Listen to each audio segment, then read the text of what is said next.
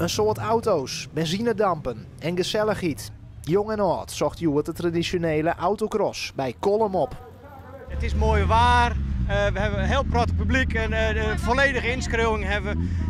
En we mogen weer een volledige wedstrijd organiseren. Met publiek, geen restricties en gewoon lekker. Eindelijk kan er weer zijn.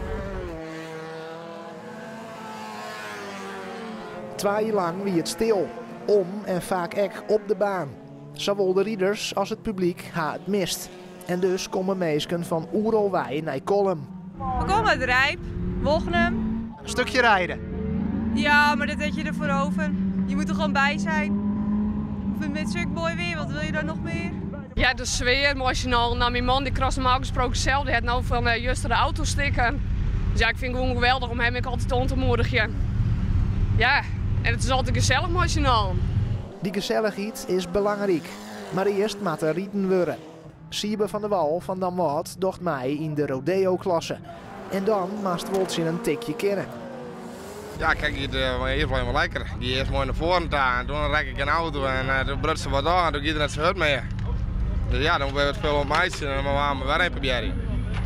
En ga je hem al een idee wat het is? Ja, dit is een draagjerm steken, die hebben we inmiddels al een leidingen eronder. Dus dan een keer waar ze mee los.